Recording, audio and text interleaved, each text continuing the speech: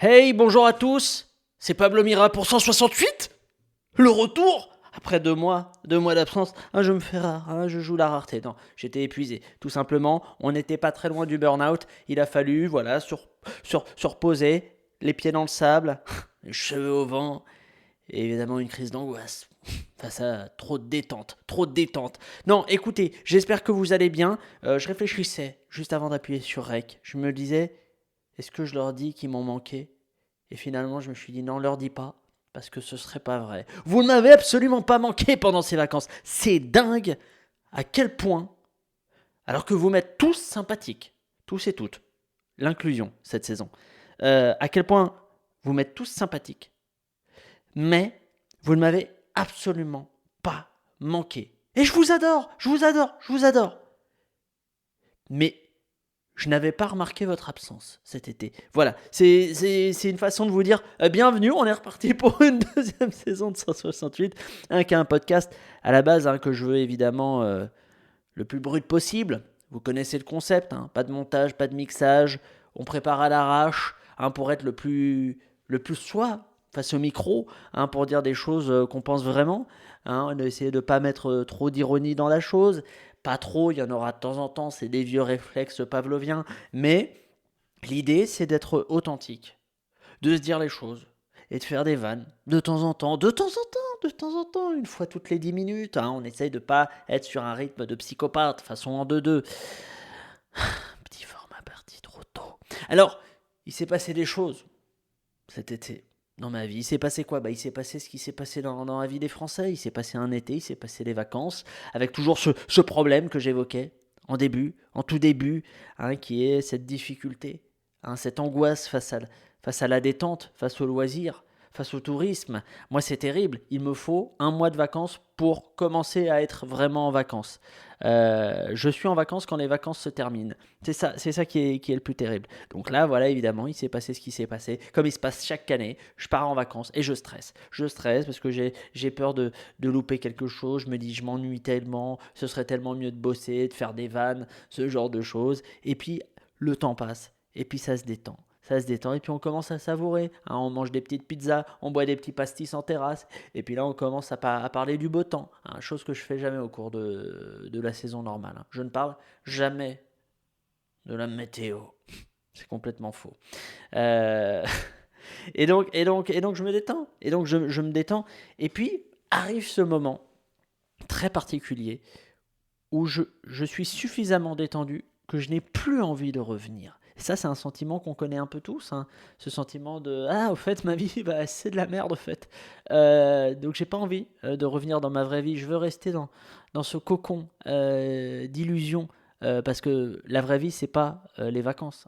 La vraie vie, c'est une parenthèse d'illusion pour nous permettre d'encaisser la vraie vie, celle qui dure 11 mois et sur laquelle il faut bosser dur. La vraie vie, celle des bourrages papier, de la Xerox, c'est ça la vraie vie. C'est pas les petites sangrias prises sur une plage d'Andalousie, c'est pas ça la vraie vie. Donc bref, est arrivé ce moment-là où je n'avais plus envie de revenir. Et j'avais pas envie de recommencer le boulot. Là, le 168, j'avais pas forcément envie de le reprendre. Je le dis, maintenant je suis content. J'ai appuyé sur Rec, ça discute, vous êtes en train d'écouter ce que je vous raconte, je suis content que tout ça arrive. Mais les quelques secondes avant d'appuyer sur Rec, j'avais envie de faire tellement d'autres choses, j'avais envie de faire du gainage, j'avais envie de lire un livre sur la psychothérapie, j'avais envie d'arroser mes orchidées, j'avais envie de regarder le plafond. J'avais plus envie de regarder le plafond que de faire 168. Mais maintenant que j'y suis, pour rien au monde je lâcherai ce micro. Je n'ai pas envie de regarder le plafond. Là, au moment où je vous parle, je suis totalement avec vous. Donc, bref, des vacances toujours tiraillées. Moi, vous me connaissez, vous commencez à connaître la bête, le petit ibérique, un petit être de sueur, de poils et d'écartèlement psychologique, avec des envies contraires. L'envie de bosser quand on est en vacances, et puis quand c'est la fin des vacances, on a envie d'y rester, puis on n'a plus envie d'aller bosser alors que la vie arrive et qu'il va falloir bosser. Donc voilà, en gros, sur 1 mois et demi de vacances, il n'y a eu vraiment de vacances apaisées sans stress, dans la détente, il y en a eu, il y a eu une petite semaine. Il y a eu une petite semaine de vraies vacances, quoi. Voilà. Donc pour que j'ai vraiment un mois de vacances, il faudrait que je parte en vacances un an, je pense. Une vraie année sabbatique, dedans, j'ai un mois où je me détends vraiment. Le reste n'est que du souci du quotidien et de l'angoisse existentielle. C'est ainsi. Je suis né avec mes névroses, vous savez. C'est pas facile, hein. Merci papa, merci maman. Alors, je me suis rendu compte de plusieurs choses quand même pendant cet été. Pas forcément parce que c'était les vacances, justement, mais parce que voilà, c'était cette période-là. Je me suis rendu compte que j'adorais écrire des blagues, au fait. Je le savais, hein. Je savais que c'était ma vocation, je savais que c'était ma chose préférée, mais j'ai passé le mois d'août à pas mal gratter, enfin surtout les 3 dernières semaines, enfin bref, tout sauf la première semaine. Et j'ai gratté beaucoup, beaucoup de blagues pour mon prochain spectacle, pour d'autres projets et tout. Et j'adore ça. Et j'adore ça. J'adore écrire des vannes. J'adore en faire. J'adore en vendre. J'adore vendre des vannes. C'est super. 25 €, tarif plein. Non, mais c'est vraiment un des trucs qui me provoque le plus de plaisir au monde. Franchement, on est peut-être au-dessus du sexe. Je vous le dis, hein. Le fait d'écrire une vanne et de la faire et de faire rire quelqu'un, on est peut-être au-dessus du sexe. Est-ce qu'on est au-dessus ou à égalité de la nourriture sucrée? Ça se vaut, ça se vaut, hein. Il y a la même dépendance vis-à-vis des deux. Il est possible que j'aime autant une punchline que je puisse aimer le tiramisu. Hein, voilà, c'est dit. Ou le pain perdu. Voilà. Euh, non, non, j'ai redécouvert ce plaisir-là. Alors, il se trouve que moi, je fais partie des humoristes qui écrivent, mais qui écrivent vraiment. C'est-à-dire qu'ils ne trouvent pas des vannes à l'oral, en discutant avec des potes d'autres humoristes et tout ça. Moi, j'ai vraiment ce truc-là de l'exercice de la page blanche. Et ensuite, évidemment, après, je confronte les vannes et tout. Mais ça part de l'écrit vraiment à la base, quoi. Vous avez peut-être, vous en êtes peut-être rendu compte. J'ai dit peut-être rendu compte. Avec les différents formats que je vous ai présentés depuis ces dernières années.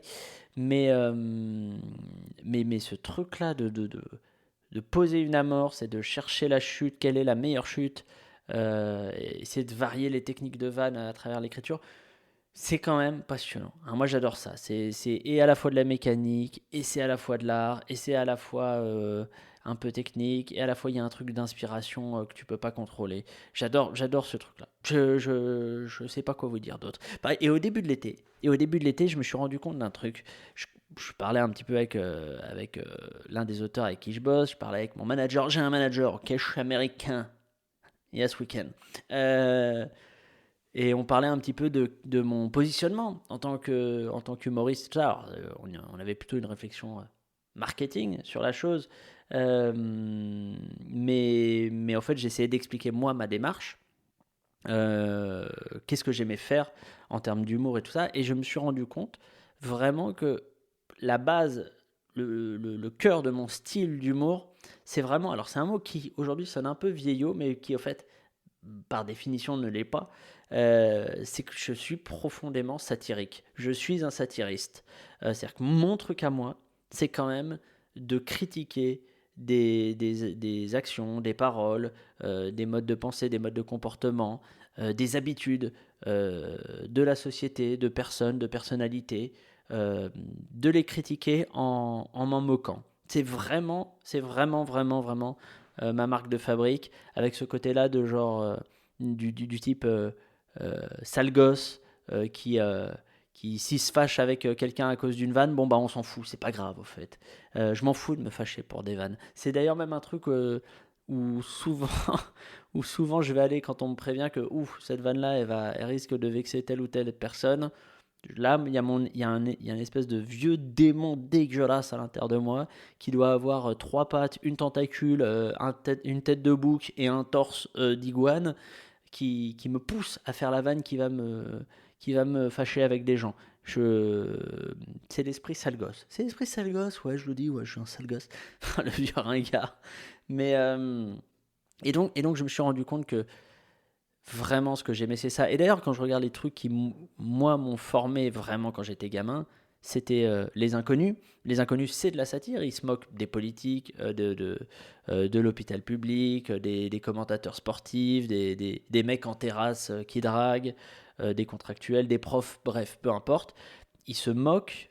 Et derrière, il y a toujours une petite critique, quoi. Il y a un petit propos, quoi, qui montre qui dit, ah bah au fait, dans ce que vous nous proposez socialement, il y a un petit truc qui est pas terrible, hein, qui va pas.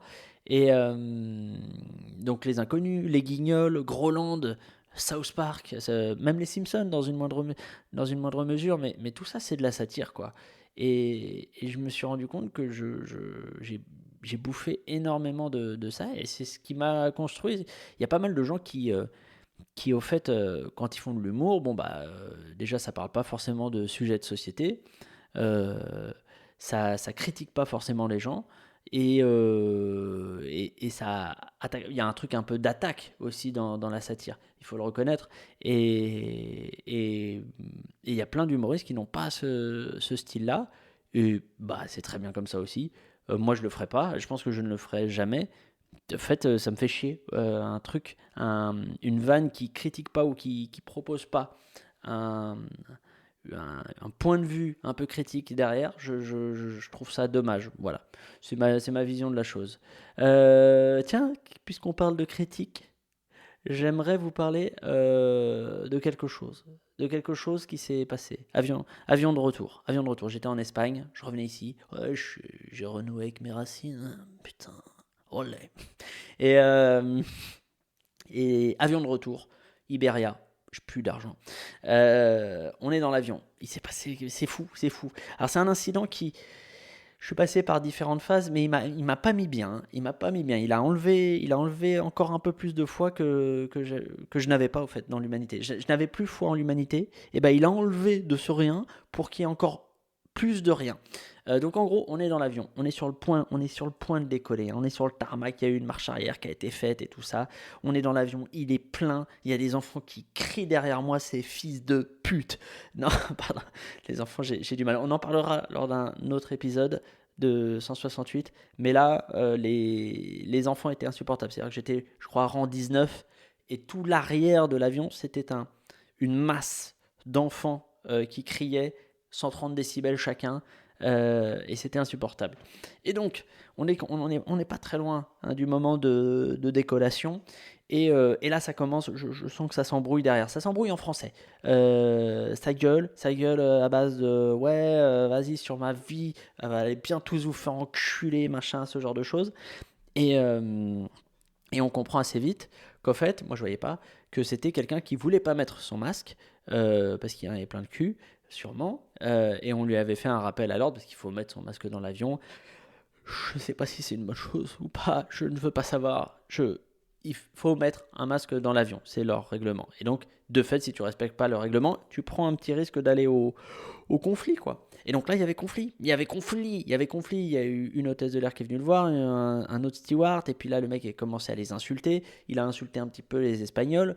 Bon, pas forcément une bonne chose à faire dans un avion espagnol à Madrid. Voilà, tu peux insulter les Espagnols, mais au Nigeria, voilà, ça passe mieux. Il y a des zones, il y a des zones. Voilà. Gennevilliers, ça passe aussi. Pékin, tu peux insulter les Espagnols. Alors là, c'est buffet à volonté. Et donc, bref, ça gueule un petit peu, machin. L'avion se stoppe.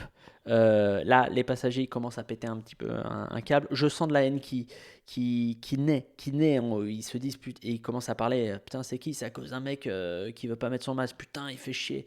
Et je vais être honnête. Ma première réaction émotionnelle à l'existence de ce passager, ça a été: mes fils de timpe, mets ton masque et casse pas les couilles, il faut qu'on rentre à la maison. Ça a été ça. Il y a eu une envie de piétiner son visage avec les chaussures. Et l'envie était là. L'envie était là. Je ne peux pas vous dire autrement. Est-ce que c'est une envie noble? Certainement pas. Elle était là. Elle m'a traversé à un moment donné. Et donc l'avion s'arrête, machin. Le commandant de bord va le voir. Il discute vite avec lui. Il discute pas longtemps. Petit geste de la main, bat les couilles. Il retourne vers sa cabine et il nous ramène vers le terminal. Bam, les flics, la Guardia Civile, si, la Casa de Papel, por favor, Tokyo. La Guardia arrive dans l'avion. Chut. Monsieur, please, take your luggage and you're gonna, voilà, sleeping in the cellule of degrisamento. Euh, et donc, le gars se lève. Et alors là, moi, il y a un truc c'est là officiellement que j'ai été pas bien, que ça m'a mis mal à l'aise, et que psychologiquement, je suis passé dans autre chose. Au moment où les flics arrivent, j'ai un mur de passagers qui se lèvent devant moi, donc la scène se passe derrière moi, mais devant moi, j'ai un mur de passagers qui se lèvent, qui sortent leur smartphone pour filmer le truc, sourire aux lèvres de ouf. Ils sont très heureux d'assister à une scène qui sort de l'ordinaire, parce que sinon un vol, bon bah c'est chiant, hein. Et, euh, et donc ça leur faisait le petit spectacle. Le mec se fait emmener par la Guardia. Alors sa femme et ses deux gosses sont restés à bord. Il y a eu un choix de vie, voilà, il y aura des explications, je pense, dans un futur proche. Et au moment où il sort, les passagers applaudissent la Guardia Civil parce qu'ils l'ont fait sortir et ils ont ramené l'ordre au sein de l'appareil. Et ce moment-là, ça m'a pas mis bien. Ça m'a pas mis bien. Je sais pas comment vous décrire ça. Alors, il y a plusieurs choses qui m'ont gêné. Bon, déjà le fait que.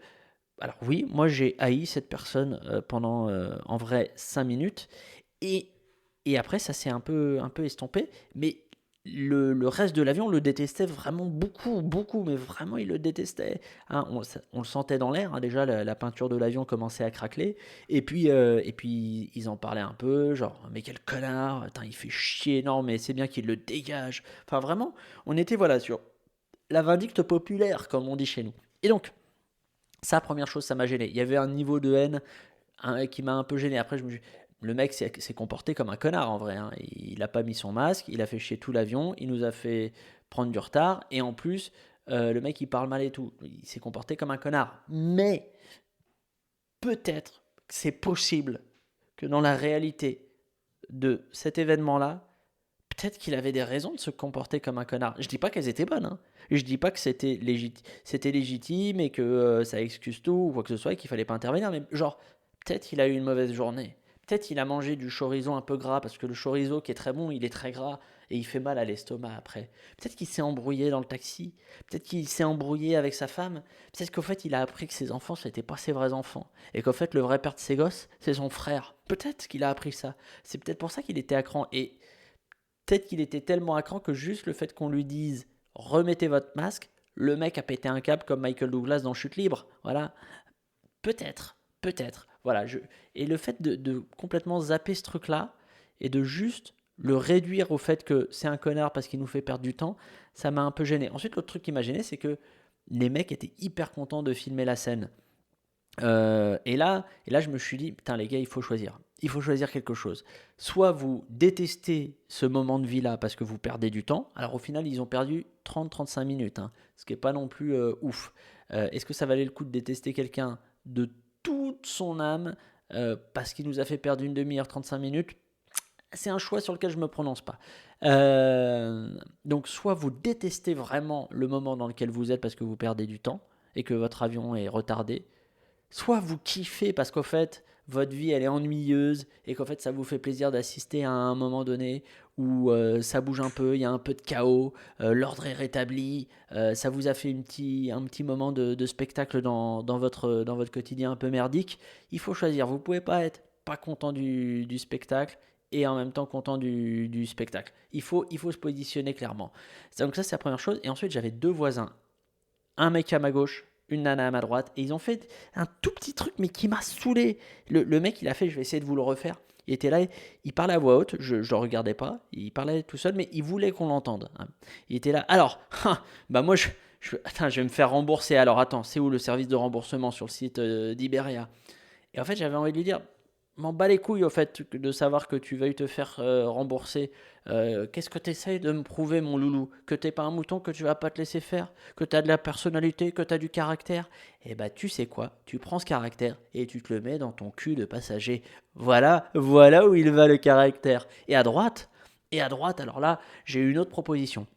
C'était une femme, pareil elle parlait toute seule, et elle a dit un truc, c'était putain, mais j'en ai marre là.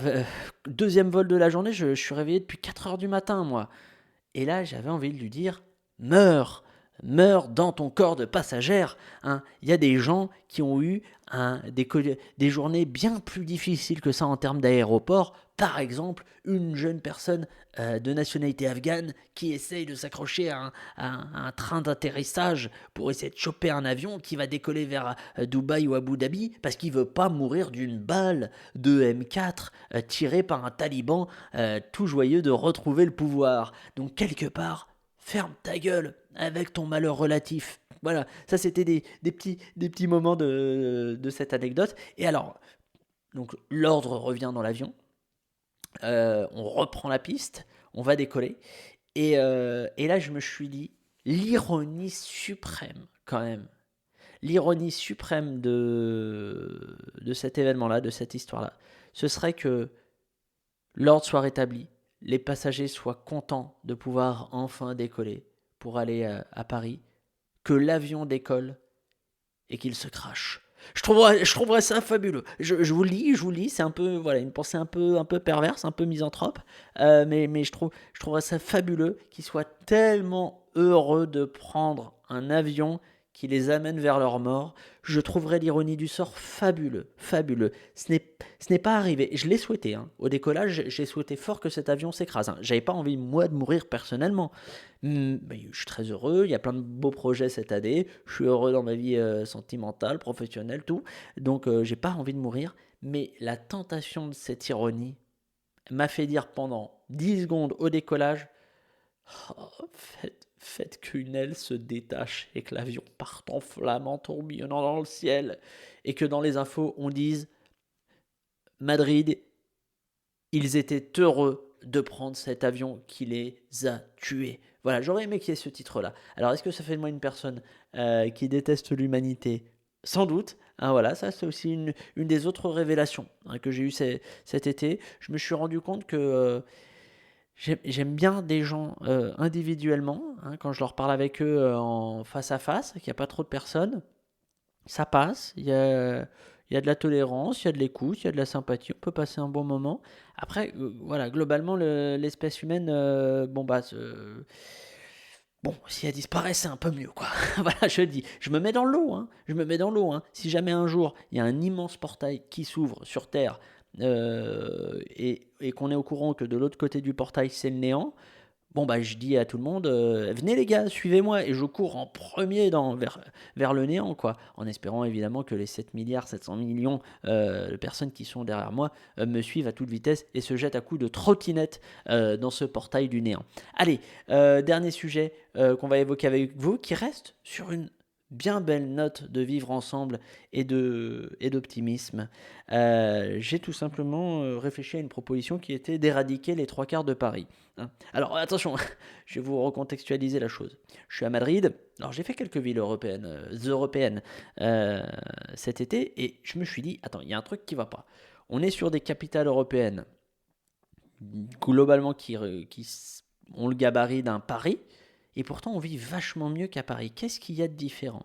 Et donc j'ai regardé, je suis allé sur Wikipédia, je regardais et tout, et je me suis rendu compte qu'à Paris, les amis, il y a une densité de population de fils d'up. C'est le terme technique. Hein. Si vous allez sur Wikipédia, vous allez sur la page de Paris, démographie, vous allez voir qu'il y a marqué densité de fils d'up. Je m'explique. À Paris, il y a à peu près 2 200 000 habitants pour une superficie de 105 km². Là, je suis obsédé par cette question-là, hein, vous allez voir. Hein, j'ai potassé le dossier. À Madrid, par exemple, où j'étais, il y a 3 200 000 personnes pour une surface de, je sais plus, 400 km², je sais plus, j'ai plus le chiffre exact. Bref, tout ça pour vous dire que, par exemple, à Madrid, par kilomètre carré, il y a 5000 habitants. À Paris, il y a, par kilomètre carré, 21 000 habitants. Parce que la ville est au fait trop petite. Trop petite. C'est tout petit, Paris. C'est un escape game, au fait, d'un point de vue superficie. C'est vraiment petit. Donc, il y a soit pas assez d'espace à Paris. Donc, soit Paris devient grand comme l'Île-de-France, et encore, je pense qu'on ne résoudra pas le problème, ou alors il faut se séparer de certaines personnes. Il y a trop de personnes à Paris. On est trop. Donc c'est pour ça que je pense qu'on est 4 fois trop. J'ai regardé les chiffres. Globalement, une ville qui se porte bien, je parle d'une ville, une grosse ville, elle a 5000 habitants par kilomètre carré. On est à 21 000. On est, voilà, un peu genre 4 fois trop. Donc moi, ce que je vous propose, les amis, c'est une proposition. C'est tout simplement de mettre fin, comment on dit, de tuer, au fait, les trois quarts de Paris. Trois quarts de Paris. Alors attention, trois quarts de Paris, on fait ça de manière équitable. On enlève trois quarts de tous les arrondissements, hommes, femmes, enfants, on fait tout pareil, hein. On enlève les trois quarts de tout, hein. Peu importe la classe sociale, la couleur de peau, le culte, le pouvoir d'achat, CSP+, célibataire, famille, peu importe, hein. On est sur une vraie mesure égalitaire et équitable, et ensuite on désengorge Paris, hein. On essaie de retomber vers 500 000. 500 000, ce serait pas mal, ce serait vivable. Je pense qu'on pourrait commencer à revoir des écureuils un petit peu dans la rue, ce genre de choses. Voilà, c'est une proposition, elle est un peu audacieuse, hein, elle est un petit peu... Elle picote. Voilà, il y a de la sauce gnoc même dans cette proposition, c'est tout ce que je peux vous dire. Mais il y a un vrai problème avec Paris. On est la septième ville la plus densément peuplée au monde, Paris. À égalité avec Bombay, on n'est pas très loin de Bombay. On a la densité de Bombay, les amis, hein. Donc voilà, c'est ça, au fait, le problème de Paris. Et ce qui explique pourquoi, au fait, à Paris, on est vénère, on est stressé. Parce qu'il y a beaucoup trop de monde. Parce que quand tu rentres dans une rame de métro, il y a un coude qui te rentre dans la pommette, au fait. Parce que pour faire porte-maillot, porte d'Ivry, bon, bah, techniquement, il y a 25 mètres. Et bah, c'est une demi-journée, voilà, en voiture, avec le périph. Et bah, il faut qu'on fasse un effort. Il y a trop de monde. Alors, soit on propose pas aux gens de s'en aller, c'est-à-dire qu'on choisit nous-mêmes de plus les gens, quoi. Ou alors on leur fait une belle proposition, hein. Vous allez en Bretagne, vous allez dans le Périgord, si vous aimez les grandes villes, vous pouvez aller à Lille, hein, vous pouvez aller un peu à Brest, ce genre de truc. Voilà, il y a encore de l'espace là-bas. Allez-y, allez-y. Mais là Paris, c'est plus possible, les amis. Ça va craquer, hein. C'est pas ma cité va craquer, hein. C'est Paris tout court qui va craquer, hein, peu importe. Il y a juste trop, trop, trop, trop, trop de personnes. Les amis, c'est sur cette magnifique enquête, sur ce magnifique appel à la dispersion, en fait, que va se terminer cet épisode de 168. J'espère que vous l'avez apprécié, hein. Je suis content de refaire ce petit exercice. C'est pas déplaisant, hein. Je vous fais des bisous. On se voit la semaine prochaine, hein. On attend un petit peu qu'il y ait du vécu qui se soit passé, puis on se raconte les choses. Allez, je vous fais des bisous, Bessos.